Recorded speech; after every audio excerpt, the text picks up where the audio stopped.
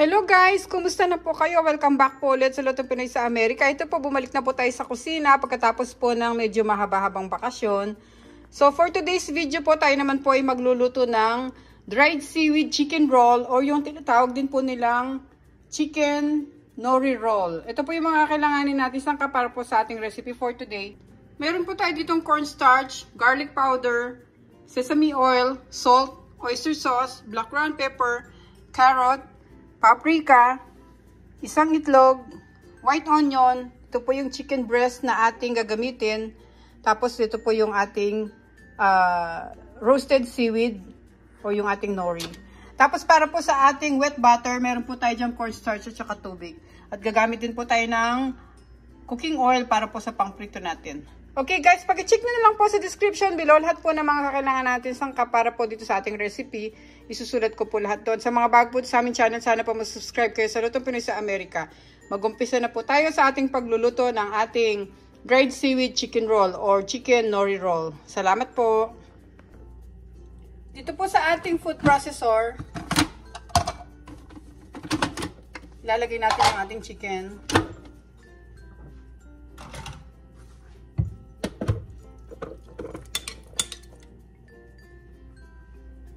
Sama na natin yung ating mga gulay. Carrot, itong onion,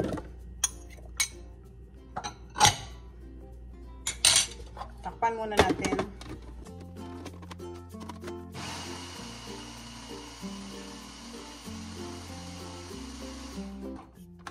Yan. Tapos pwede na natin timplahan. Lagyan na natin yung ating salt, oyster sauce,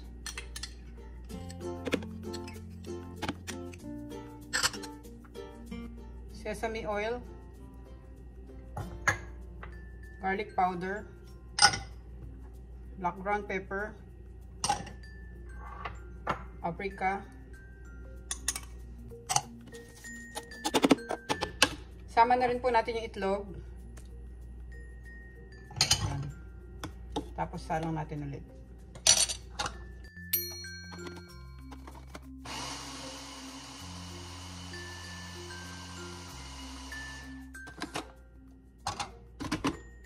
Ngayon, pwede na natin ilagay yung ating cornstarch.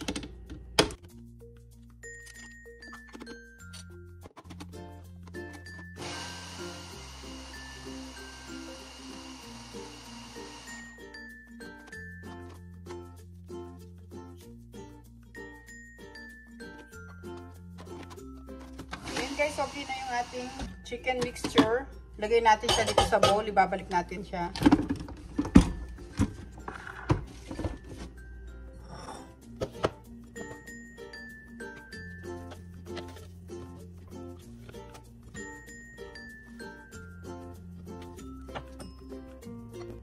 Ngayon guys, okay na yung chicken natin. Kunin natin yung ating cornstarch. Lagyan natin ng tubig. Yan. Tapos haluin natin.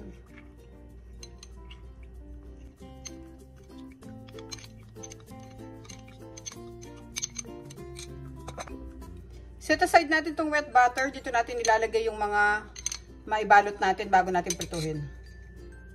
Tapos kukunin natin tong ating piping bag. Meron akong piping bag dito. Dito ko ilalagay yung chicken. Ito. Niready ko na siya. Nilagyan ko lang ng baso. Tapos pinahiran ko ng mantika sa loob para hindi dumikit yung ating mixture. Lalagay natin dito yung chicken.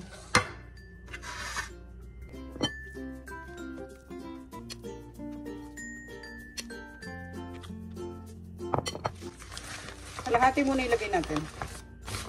Para ma-press natin na maayos.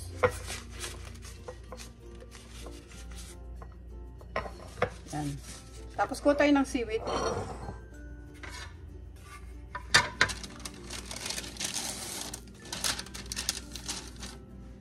Gupitin natin sa dalawa.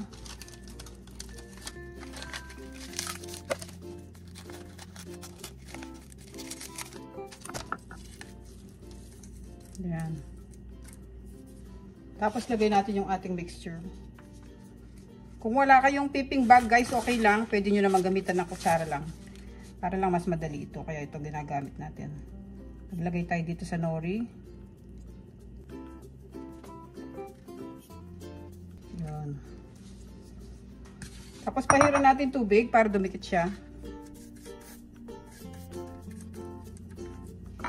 Tapos i-roll natin to.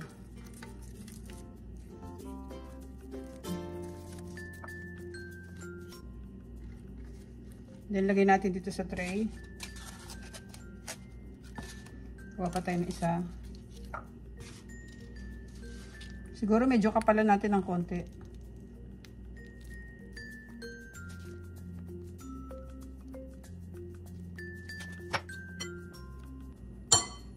Natin ng tubig.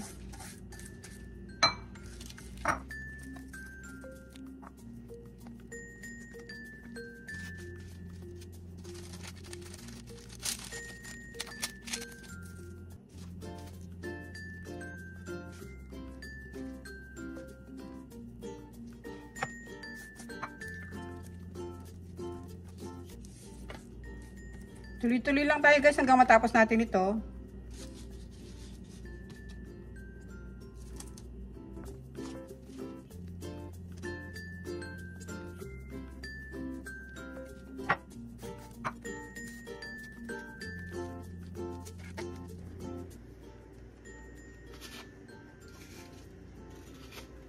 Yan na guys yung ating mga nagawa. Ilagay muna natin sila sa ref ng mga 10 minutes lang pero para medyo mag-firm ng konti yung ating chicken at hindi tayo mahirapan pagka kinat natin sila. Habang hinihintay natin guys yung ating mga nori chicken roll na nasa ref, maglagay na tayo ng mantika sa ating kawalit, magpainit na tayo. Haluan ko lang ng used oil itong aking mantika kasi sayang naman yung pinagamitan ko ng pritong manok. Tapos sikat natin itong ating mga nori chicken roll. Gawa tayo ng 4.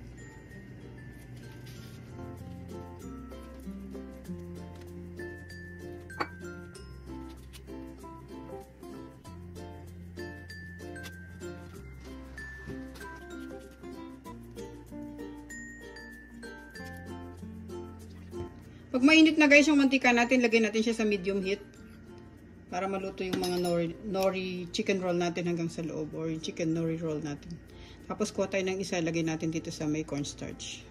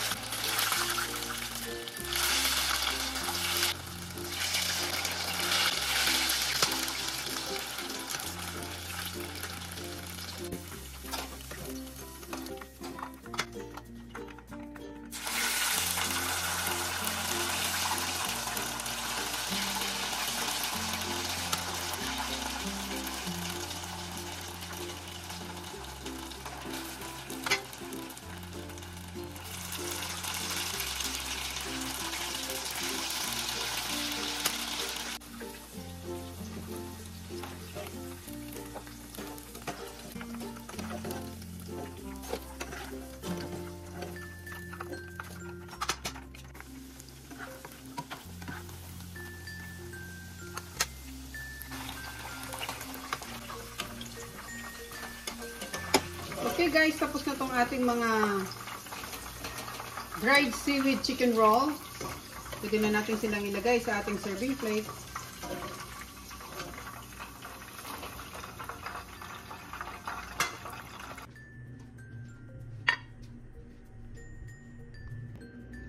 Okay guys, thank you so much po ulit for watching. Sana po nagustuhan nyo yung ating recipe ngayon. Try nyo po itong masarap na appetizer na ito. At pag-check nyo rin po yung other videos namin. Marami po kami masasarap na recipe doon. Maraming salamat po sa mga sumusuporta sa Luto Pinoy sa Amerika. Balik kusina na po tayo, kaya pwede na po tayo ulit magluto. At marami po kami ibabahagi sa inyo ng mga bago pang mga recipe. Thank you so much guys. Ingat po tayong lahat. Kain na po tayo nitong ating masarap na dried seaweed chicken roll or yung ating chicken nori roll. Thank you so much guys. Ingat po tayong lahat. God bless po.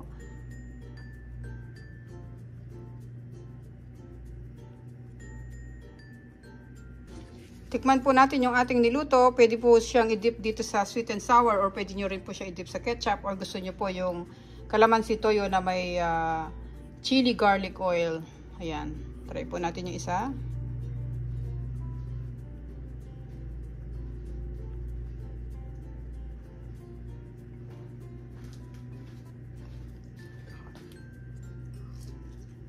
Sarap po.